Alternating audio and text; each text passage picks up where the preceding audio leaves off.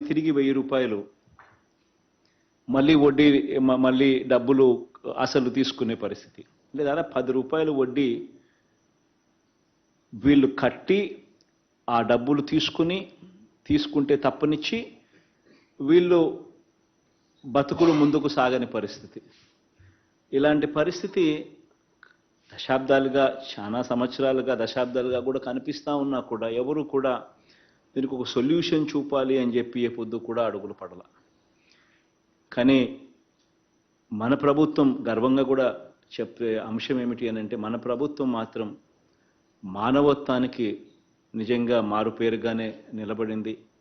మనం అధికారంలోకి వచ్చిన వెంటనే ఈ పరిస్థితుల గురించి బ్యాంకర్లతోనూ కూడా మాట్లాడడం, బ్యాంకర్లను కూడా ఈ కార్యక్రమంలో ఇన్వాల్వ్ చేయించడం, బ్యాంకర్లను కూడా కాన్ఫిడెన్స్ లేక్ తీసుకొని ఒక 10,000 రూపాయలు కనీసం వాళ్లకు ప్రతి ఒక్కరికి కూడా ఎటువంటి గ్యారంటీలు లేకపోయినా కూడా ఇచ్చేట్టుగా వాళ్లకు అరేంజ్మెంట్ చేయడం. ఆ అరేంజ్మెంట్ చేయడమే కాకుండా ఆ మొత్తం వడ్డీ భారాన్ని వాళ్ళు సకాలంలో కరెక్ట్గా కట్టేట్టుగా వాళ్ళను మోటివేట్ చేస్తూ, అలా కడితే మొత్తం వడ్డీ భారం మొత్తం రాష్ట్ర ప్రభుత్వమే భరిస్తుంది అని చెప్పి ఒక భరోసా కల్పించి ఆ అడుగులు ఆ దిశగా వేయించడం, ఇవన్నీ కూడా చేస్తూ ఈరోజు 8వ దఫా కింద ఈరోజు ఈ కార్యక్రమం జరుపుకుంటా ఉన్నాం. ఈరోజు ఈ జగనన్న తోడు అనే 8వ విడత కార్యక్రమంలో మరో 86,084 మంది చిరు వ్యాపారులకు ఈరోజు మరో 86 కోట్ల రూపాయలు వడ్డీ లేని రుణంగా ఈరోజు అందిస్తూ ఉన్నాం.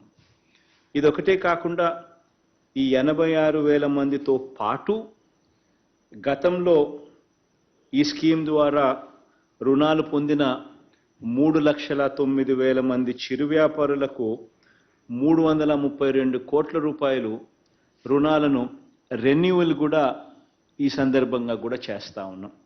అంటే మొత్తంగా ఈరోజు ఈ కార్యక్రమం ద్వారా 418 కోట్ల రూపాయలు 3,95,000 మందికి ఈరోజు మళ్ళీ వాళ్లకు రుణాలుగా కొత్త రుణాలుగా వాళ్లకు ఈ కార్యక్రమం ద్వారా ఇస్తూ ఉన్నాం. అంతేకాకుండా గతంలో జగనన్న తోడు స్కీమ్ పరిధిలో రుణాలు తీసుకొని సకాలంలోనే రుణాలన్నీ కూడా చెల్లించిన ఆ 5,80,968 మంది లబ్ధిదారులకు వాళ్ళు సకాలంలో చెల్లించిన ఆ వడ్డీని 13,64,00,000 రూపాయలను వడ్డీని కూడా తిరిగి మళ్ళీ వాళ్లకు ఇస్తూ ఉన్నాం. అంటే మొత్తంగా ఈరోజు కార్యక్రమం చూస్తే దాదాపుగా 430 కోట్ల రూపాయలు ఈరోజు లబ్ధి చేకూరుస్తూ ఈరోజు వివిధ వర్గాలకు అందజేసే కార్యక్రమం జరుగుతూ ఉంది.